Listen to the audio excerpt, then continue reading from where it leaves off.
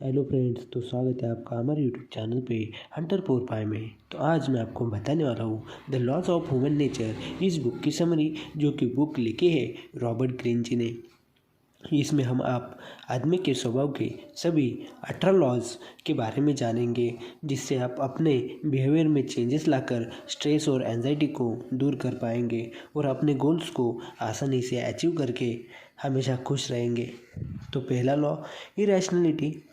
हम मनुष्य स्वभाव से इरैशनल होते हैं, जिसका मतलब होता है हम बहुत से काम बिना सोचे समझे करते हैं। एक एग्जांपल आप सबने ही देखा होगा, जब भी किसी को पहला प्यार होता है वो पागल जैसा हो जाता है और बहुत सी गलतियां करता है। जैसे गर्लफ्रेंड बोले कि इतने पैसे दे दो तो इमोशन में आकर दे देता है, और अगर गर्लफ्रेंड धोखा देकर चल जाए तब पछताता है और होश में ही आता है। ऐसे ही बहुत से लोगों को लगता है कि बड़ी सी गाड़ी या बंगला होने पर वे खुश होंगे, लेकिन इस बात में भी कोई लॉजिक नहीं है। कुछ लोगों के पास इतना सारा पैसा होते हुए भी वह खुश नहीं रह सके। फ्रॉड करने की वजह से हर जगह बदनाम हो चुके हैं, जबकि एक किसान मेहनत की खाता है और संतुष्टि से जीता है, रात को गहरी नींद का भी आनंद लेता है, उसे सही मायनों में खुश समझा जाएगा। तो दोस्तों, हमें अपने हर ओपिनियन या डिसीजन को रैशनल तरीके से एनालाइज करना चाहिए और चीज़ों के प्रति एक नई सोच एटीट्यूड बनाना चाहिए। Number 2, narcissism.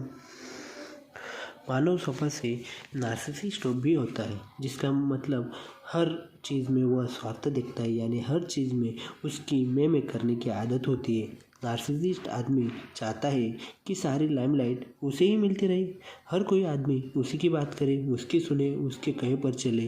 लेकिन दोस्तों, इससे फ़ायदा कम नुकसान ज़्यादा होता है। नार्सिसिस्ट आदमी को बहुत जल्दी लोग पहचान जाते हैं और उससे दूरी बना लेते हैं। कोई भी उसकी हेल्प नहीं करता, इसलिए हमें अपने इस नेचर को कंट्रोल करना चाहिए।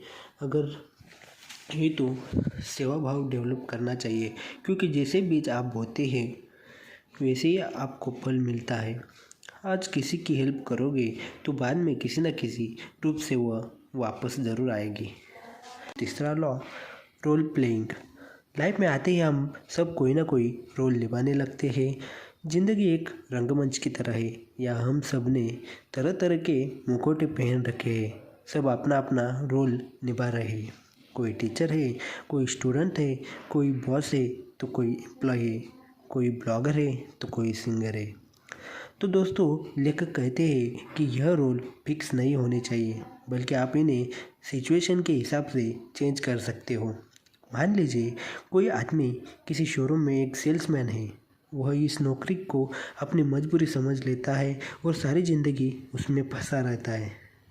लेकिन अगर वह यह ठान ले कि एक दिन उसे सेल्समैन के रोल को चेंज करके बिजनेसमैन के रोल में आ जाएगा, तो सच में ही वह लाइफ में आगे बढ़ सकता है।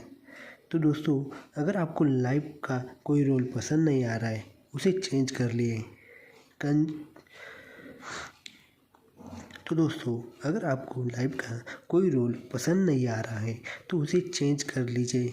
एक ही जॉब में घुट कर ज़िंदगी बिताना कोई समझदारी नहीं है। चौथा लॉ, कैरेक्टर। बहुत से लोगों का बाहरी कैरेक्टर उनकी असलियत से मेल ही नहीं खाता। कुछ लोग बाहर से खुश नज़र आते हैं लेकिन अंदर से दुखी होते हैं। कुछ लोग सामने से फ्रेंड होने का नाटक करते हैं लेकिन पीठ पीछे दुश्मनी निभाते हैं। ऐसे ही बहुत से सेलिब्रिटीज़ हमें पर्दे पर बहुत अच्छे लगते हैं, लेकिन अपने असल ज़िंदगी में तरह तरह के प्रॉब्लम को झेल रहे होते हैं। हमें उनकी सिर्फ फेम नज़र आती है, पेन नहीं। इसलिए इस लॉ की हेल्प से आप लोगों का सही कैरेक्टर पहचानेंगे। पांचवा लॉ, कॉवेटोनेस। हमें दूसरों की ताले में हमेशा ज़्यादा दिखता है, हम कभी भी खुद से संतुष्ट नहीं होते। इसलिए लेखक कहते हैं कि हमारे पास जो भी है उसमें खुश रहना चाहिए, आगे बढ़ते रहिए, लेकिन किसी भी चीज़ का लालच नहीं करना चाहिए। छठा लॉ, शॉर्ट साइटेडनेस।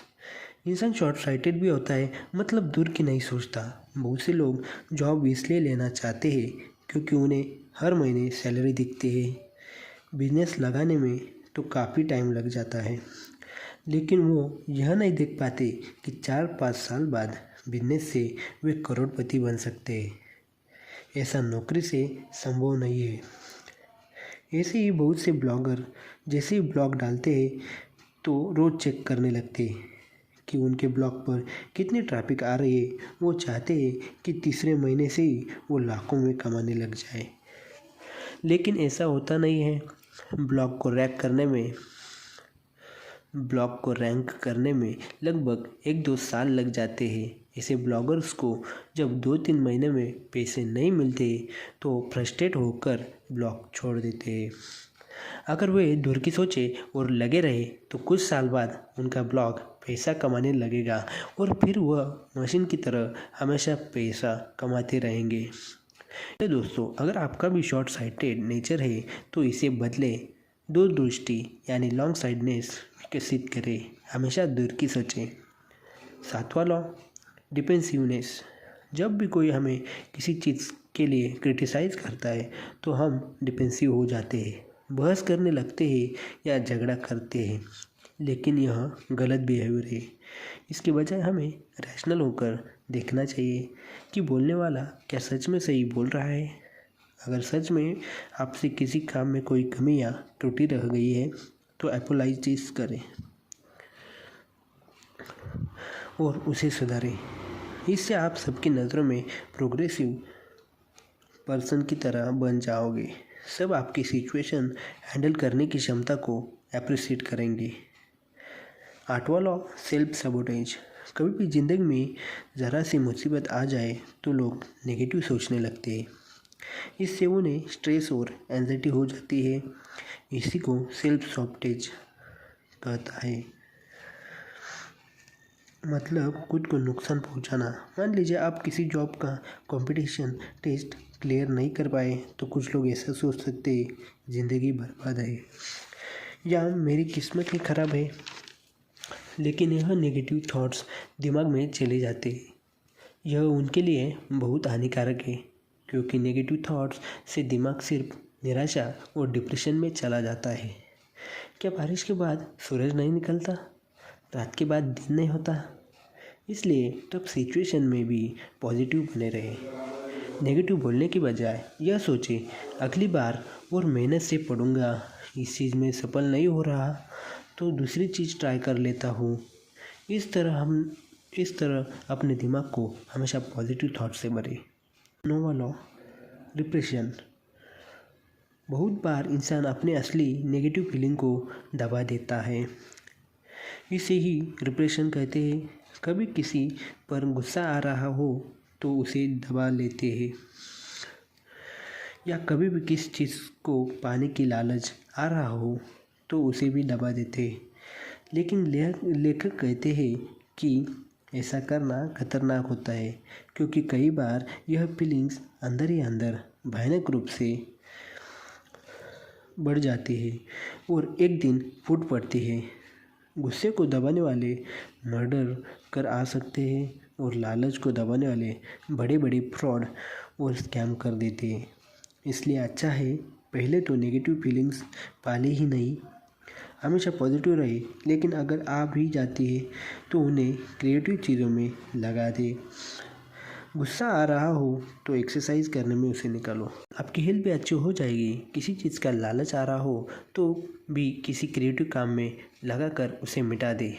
जब आप कुछ बनाएंगे तो आपको खुद पर गर्व होगा और लालच की फीलिंग नहीं रहेगी, क्योंकि क्रिएटिविटी को कोई छीन नहीं सकता। 10वां लॉ, एनवी। इंसान की फितरत है कि वह हमेशा खुद को दूसरों से कंपेयर करता है।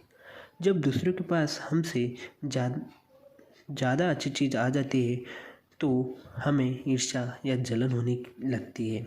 यह हमारी हेल्थ के लिए अच्छा नहीं है। जलन का मतलब ही है कि यह आपको अंदर से जलाने लगती है। तो इस नेगेटिव इमोशन को भी पॉजिटिव बना ले। सबसे पहले जो आपके पास है उसके लिए ईश्वर का धन्यवाद करें, क्योंकि करोड़ों लोगों के पास खाने के लिए 2 वक्त की रोटी भी नहीं है, गाड़ी घर तो दूर की बात है। 11वां लॉ, ग्रैंडियोसिटी। इंसान खुद को सबसे ग्रैंड यानी महान समझता है। कुछ लोग सोचते हैं कि वो परफेक्ट है, ज़रा सी क्रिटिसिज्म से भी ऑफेंड हो जाते हैं। वे अथॉरिटीज़ को भी पसंद नहीं करते, लेकिन यह सब देखा जाए तो गलत ही है। इसके बजाय हमें क्रिटिसिज्म को एनालाइज करना चाहिए। अगर कोई जेन्युइन प्रॉब्लम है तो उसका सॉल्यूशन ढूंढना चाहिए।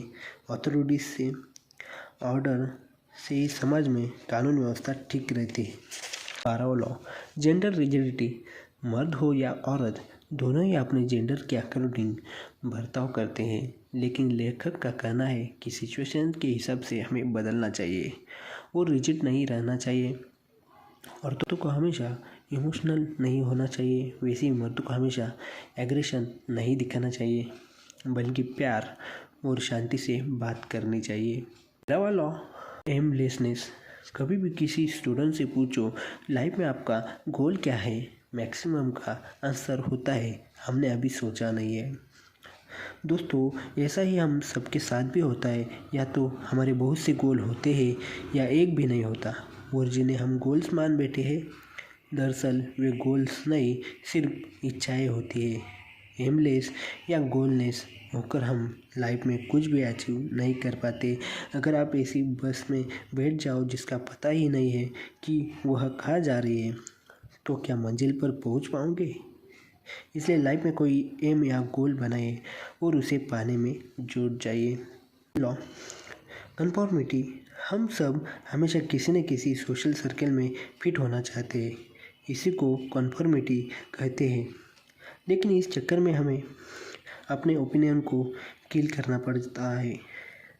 कई बार तो गलत चीज़ के लिए एग्री होना पड़ता है। जैसे सभी टीनेजर चाहते हैं कि दोस्तों के ग्रुप में शामिल हो, उन्हें अटेंशन मिले। अगर उस ग्रुप में बाकी के दोस्त सिगरेट पीते हो तो उसमें शामिल होने वाला नया टीनेजर भी फिट इन होने के लिए सिगरेट पीने के लिए तैयार हो जाएगा। उसे डर होगा कि अगर उसने ऐसा नहीं किया तो सब उसे क्रिटिसाइज़ करेंगे। लेकिन दोस्तों, ऐसा नहीं है। आपको गलत काम के लिए एग्री होने की ज़रूरत नहीं है। आप उस आदमी को अकेले में लॉजिकली बात करें जो सबसे ज़्यादा फोर्स करता है, उसे समझा दे कि इस तरह से बोलना बंद करें। इसके अलावा ग्रुप में समझदार आदमी भी होते हैं, आप उनसे बात कर सकते हैं। इस तरह ग्रुप डायनेमिक्स को समझें और अनुकूल आचरण करें। 15 लॉ, फिक्सलेसनेस। दोस्तों, फिक्सलेसनेस का मतलब होता है चंचल स्वभाव। मानव स्वभाव से ही चंचल होता है। उसका मन कभी भी एक चीज़ पर स्थिर नहीं होता। गीता में श्री कृष्ण जी ने भी कहा है, हे अर्जुन, मन चंचल है, लेकिन अभ्यास और वैराग्य से काबू में किया जा सकता है। कुछ लोग एक के बाद एक बिजनेस लगाने में लग पड़ते हैं, कभी एक बिजनेस पर लंबे समय तक काम नहीं करते, इसलिए उनका कोई बिजनेस चल नहीं पाता। इसलिए चंचलता और अधीरता छोड़कर हमें एक ही गोल पर फोकस करना चाहिए और तब तक जुटे रहना चाहिए जब तक वह अचीव न हो जाए। 16 एग्रेशन। 16 law, aggression.